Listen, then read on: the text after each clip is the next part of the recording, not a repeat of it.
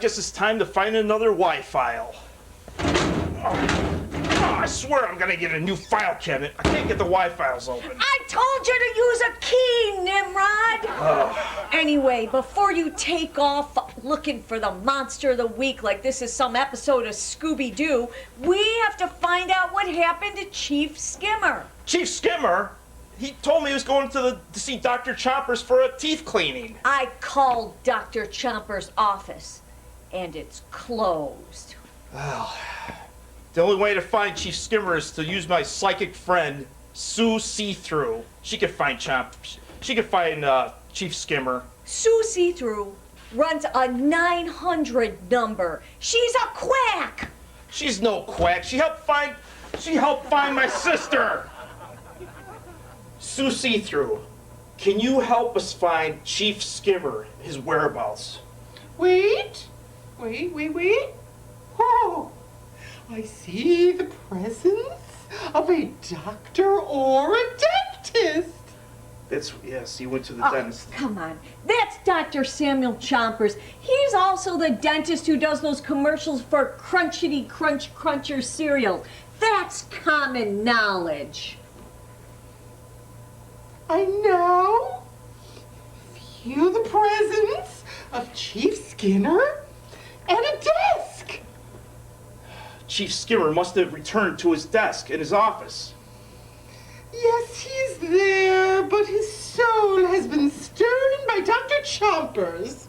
Well, listen, we better get back to the FIB office now. That'll be $50, Mr. Scolder. Okay, for $50, I don't know. I guess you're right, Molly. She is a quack.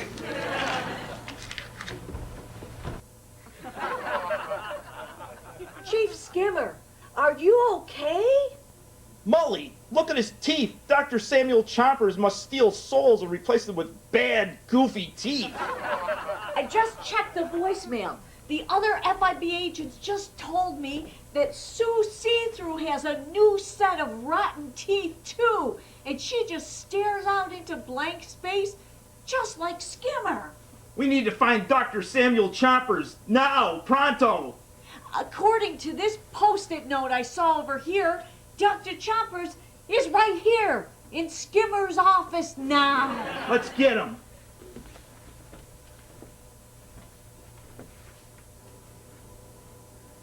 I swear I did not steal any souls. I was hypnotized by an alien who told me to remove or to replace Chief Skimmer's teeth as a temporary device to steal his brain information. Now, let me remove those teeth implants from Chief Skimmer. Here you go, Dr. Chompers of pliers. And I'm watching you. No fooling around. Yes, get rid of these right away. Aha! There we go. E equals MC squared. The hypotenuse triangle equals etc. etc. He's speaking scientific gibberish. Wake the hell up! Oh, hey, are my teeth clean yet? Well, sheesh. Finally got him awake. Now it's time to fix Sue See-Through's teeth. Let's do that, Dr. Chompers. Let's go. Thanks for fixing my teeth. I only have one psychic image left in my mind, and that is of the alien that controlled Dr. Chompers. I told you, Molly, aliens do exist. She has an image of it in her mind. Yeah, how much is it going to cost us this time? Oh, this will be a freebie. Oh, the alien has just escaped to another dimension. He'll be gone for a very long while. Another disappearing act for the Y-Files. Why, Molly, why? At least it's been a great episode for dental hygiene. And these goofy teeth I have right here are evidence of life elsewhere. Yeah, just like in Candyland, with the rest of all this Y-Files wackiness. I swear, Molly, I'm going to take the forensic evidence off these teeth and do everything I can to find out what happened to the aliens. Well, at least you'll have something to do for next week's show.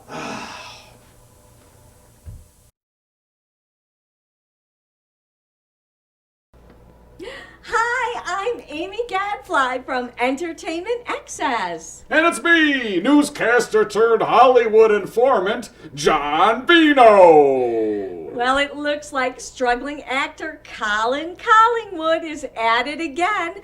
On the heels of the movie Slumdog Millionaire, he's come out with Slumdog Gazillionaire. It's a blatant attempt to rip off or cash in on that very popular film. As you know, Amy, Colin Collingwood, the has-been, has been ripping popular movie titles straight to DVD. Just like Benjamin Button became Benjamin Zipper and Batman the Dark Knight became Batman the Daytime Knight. Hey, you know what? Here comes Colin now. Hey guys, how you doing? Hi, Colin. Hey. Hey, Colin, can you tell us what will be the same and what will be different about Slumdog Gazillionaire? Well, you know about movies, you gotta save on production costs, so I'm actually filming some of the scenes in the slums of New York. In New York City, like Hell's Kitchen. Not exactly, more or less the low-rent apartments in Greece, New York. Goodness. Well, how about the millionaire game show scenes? What are you doing for that? Oh yeah, they're really cool, man. I just, I found this game show stuff that, that I got lucky with.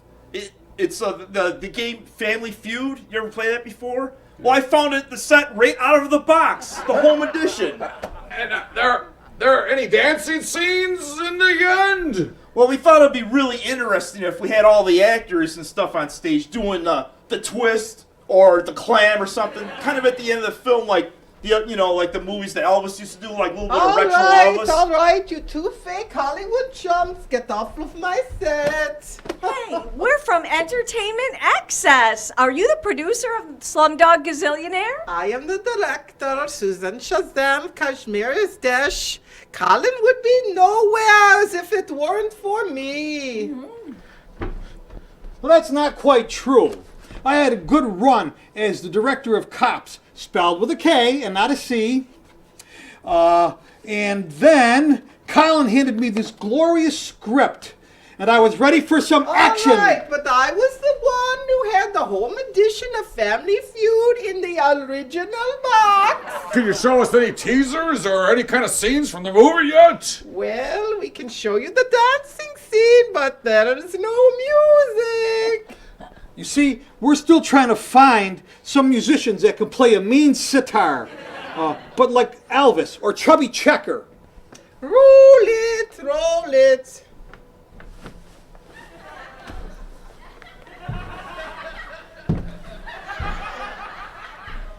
Boy, this is pretty bad. Thank God he was kicked off Dancing with the B-list stars. Nobody's gonna like this bomb. Looks like yet another flop for Colin Collingwood. Don't fret, John. Next week we'll feature more in-depth interviews with Susan Shazam and the what's-his-name producer of Slumdog Gazillionaire. Hey, wait a minute. What do you want from me? I'm just an actor, just a pawn. We didn't even have a script. Come on! Oh. Hello, people. Over the years, we've had a bad reputation of selling popcorn beefies that were loaded with yak, sandwiches that were loaded with salt, and drinks that were just loaded with too much sugar. Well, here at Darby's, we've kicked out the evil cult that was running the company into the ground and replaced it with a staff that was concerned about your health and chose to go green. Here are some of the new customers. Welcome to the new Darby's! Wow. A sandwich that is no longer wrapped and that has no unhealthy ingredients. It's kind of bland, but I'm loving it. Just think, a soda with no sugar, no fizz, and no color. I can't believe it's not H2O. Sure, I miss the salt, the sugar, and the artificial colors, but at least I'll live longer than those other fast food eating jerks.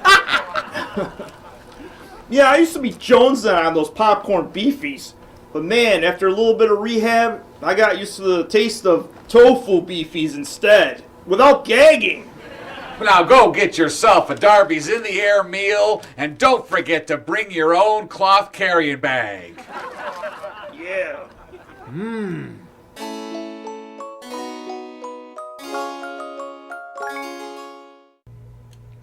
Welcome, boys and girls, to another Gentle Giant show. Actually, it's a brand new show because of a court order. They had to have a few changes made.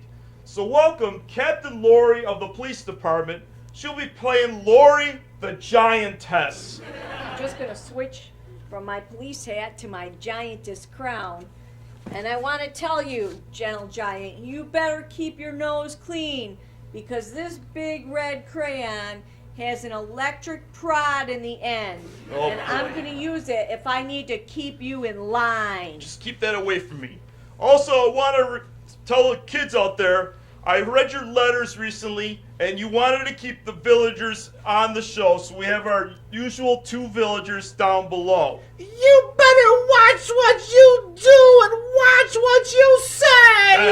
Yeah, what are you gonna do since your right-wing fairy tale books have been burned? Well, that was a sad loss. What do you think I should do? Well, I think let's just forget about that and get on with the show, but keep it in control. Okay. Well, I have a nice magic trick for you kids out there. A real magic type thing. It's a magnifying glass that makes things bigger than they appear. This magnifying glass looks really cool. See how it shines? And you could also make words bigger on paper so the Gentle Giant could actually see things and not be so nearsighted. Well, wait a minute, Giant. That's more like short-sighted. Why don't we go ahead and use this electric prod and give the kids at home some real excitement? No, I don't want any violence on the show. We're going to be peaceful and happy from now on because it's public television. Well, anyway, let me try the magic magnifying glass and see how it shines. See how it magnifies. I smell something burning! Your forehead! You burned me, you stupid oaf! Oh no! You put that dangerous weapon down! What? I'm gonna have to use this crayon! Don't tease me, sis! Don't tease me, sis!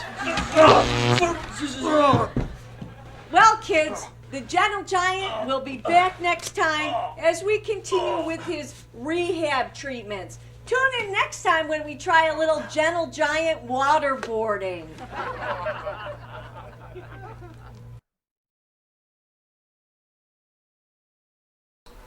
Well, Maribel Lou, imagine my running into your lusciousness right here on this lovely day. My Cletus, you just better enjoy that because you won't be much longer. Or whatever you talking about, my shopping scorpion stinger. I have here in my hand a publication that'll change my life forever. What? And I tell you what, you won't be drooling over me anymore. Well, maybe that publication can change my life, too.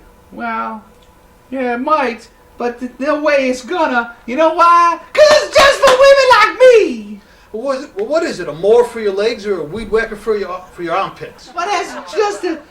Cletus, that's the most disgusting, low-down, northern hillbilly scum ideas, just like you. No, I tell you what, in this publication, you take out ads. Take out ads for trophy wives. And I'm going to get one of those ads, and I'm going to become a trophy wife. Now, why would you want to get your head chopped off and mounted on a wall like some trophy? Cletus, that's just how uninformed you is. I tell you, a trophy wife is a wife that's bought by a man to show other men how successful he is. Why, no, I thought that's what a Corvette was for. Nah. A Corvette! That's something you don't take to a party and put on your arm. Besides, a trophy wife, she stands by her man when he's elderly and dying. Oh, really? And why is that? To count the money! Well, shucks, Maribel Lou. I can find 38 cents to buy you as my trophy wife, and you can count it when I'm elderly and dying. Nah. I'm looking for the big bucks. You better stop by looking in the mirror. I tell you what, when I'm a trophy wife, I won't be taking any rudeness from you. I'm gonna just take my pretty dress and sashay around the country club all the time and forget about you. Oh, come on now. You're not going to forget about old Cletus, are you? Yeah, I'll tell you what. The only way I'm gonna remember you is if your head's mounted on the country club wall. Well, that's never going to happen because you'll never find my head hanging around there. I prefer the wide open spaces. Hence my affection for you, my thorn-covered muse. Cletus, I tell you what, I've had enough of you. Get out! I don't want to talk to you. I don't want to look at you. I don't want to have you in my nightmares cropping up. Get gone! Well, you can turn those nightmares into dreams if you like. I will be your sugar daddy, and you can be my pretty little sugar skunk. I was thinking more 38 million than 38 cents. Well, then you was looking in the wrong place. Because I'm going to go out and find my own trophy stripe. That's trophy wife! That's what you think. Hey guys, I want to introduce you to the newest stain cleaner, stain remover I should say, OxyWash. Now, I've used enough of the stain washing remover products in the past. What makes OxyWash any different? Are you kidding me? Once you use OxyWash, you'll think you've never used a stain wash remover before. I don't even know what a stain remover is. What does it do? Well, you know what, OxyWash? They can remove stains such as chocolate, blood, even grass. Grass? Wow. I get those stains like all the time, man. OxyWash will even wash the stains out of your brain, dude. Are you telling me that OxyWash will clean anything? Will it clean the points right off my driving record? Find the arresting cop. It'll clean the records it'll clean the points right off your record. Now, is OxyWash safe with children? Safe with children, OxyWash will take your children out to the park, give them ice cream, spill it on their clothes, and wash it before they even get home. I'm going to let OxyWash babysit my children. Hey, man, how does that OxyWash stick up against bum oil, huh? Hey, listen, hippie. Bum oil went out of business months ago. There's a new sheriff in town, and that's OxyWash. Wow. You said it, lady. OxyWash is in charge now. OxyWash, first clean clothes, next total brainwashing. OxyWash.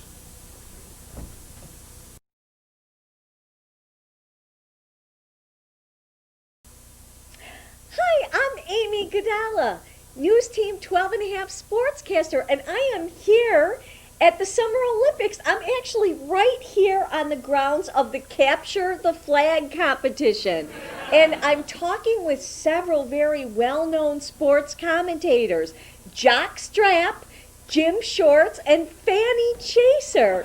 And they have very appropriate but unusual names for sports commentators. My name is French. It is pronounced Jacques Strap, not Jockstrap.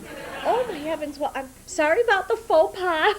Well, my first question to you is, why do there seem to be so many countries that march in the Olympic opening ceremonies and then their athletes never seem to play at all?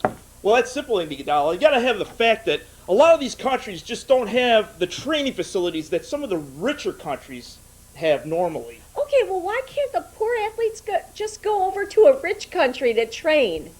Well, they are really, really poor. They can hardly afford plane tickets. No, the only reason they are in the Olympics at all is because of all the colorful clothes and hats and flags. Besides, there's not enough room or time to have all those countries in the swimming pool at once. I guess only the large continental countries get chosen for swimming or gymnastics. And once in a while they'll throw in a dinky country like Monaco or Luxembourg just to spice things up. You know, everybody gets a seat or they just go home. Well, Fanny Chaser, I heard that you have a pole vault story. Yes, I do. It wasn't reported, but due to a language problem, a Polish teammate picked up another Polish teammate and threw him instead of the pole. But they threw him so far, they gave him a bronze medal anyway. Right. Well, are there any obscure countries that have ever won a gold medal, like, say, Jamaica for bobsledding? Oui, oui. the country of Transylvania, 1930. I think it was a tie with Romania, and the sport was once popular, still is, teeter-totter. Well, I'll tell you one thing, Jock. You know, I think there was a Middle Eastern country that nearly won. The female athlete was on the uneven bars, and get this, she was still wearing her burqa.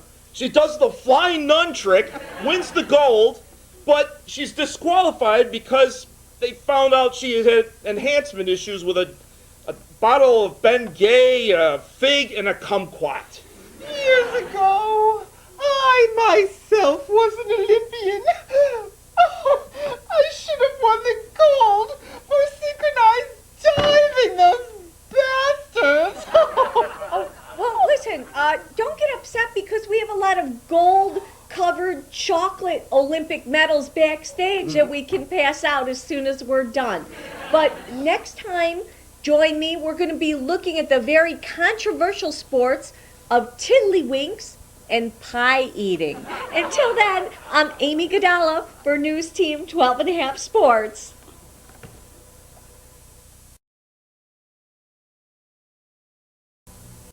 Susan Minderberg, we need to come up with some advertising ideas really quick for cost-quick markets, or we're going to have to file Chapter 11, just like bum oil. Well, we really don't have a lot of resources in our budget for advertising. Maybe we can have one of the Lasagna brothers or Cletus and Clem. No, I don't want any of those German-Canadian mafia types or any of those northern hillbillies messing things up. Wait a minute.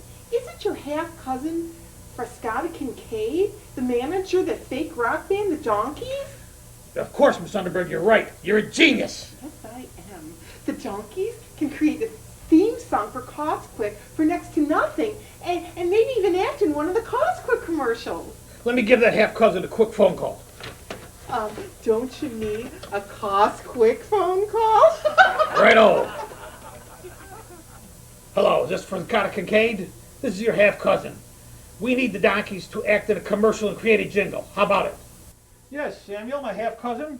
Well, sure. I guess the Donkeys could use a little more publicity, and we'll put something together as soon as possible for cost-quick markets. We'll have it out to you right away, okay? Hey, what's shaking, Frascata? Well, we need you Donkeys to come up with a jingle and dance in a commercial for cost-quick stores. Just like the one that came out for all those supermarkets, remember?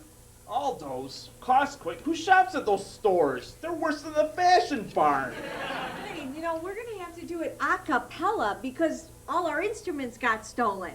All we need is a pen and paper. Yeah, well, even those got stolen, too. So we'll just think of something, all right? Let's go. Come on, Bino. Okay, here's a jingle. Costquick, check out our drugstore when you get sick. Costquick, when your money's low, we're the one to pick. Mama lasagna and DVDs too. Run around the block from Route 92. Costquick, yeah. Wow, that's the best song you ever wrote, Bino. Amazing. Thunderberg, I gotta tell you, the jingle brought a tear to my eyes. Oh, was it touching? No, it was so bad Cletus and Clem could have done a better job with it. But it became such a big hit on YouTube that cost-quick markets finally turned a profit. So we're gonna go with it. I wish I could be in a group like the Donkeys. Hey, what about that raise you promised me? Oh, confound it.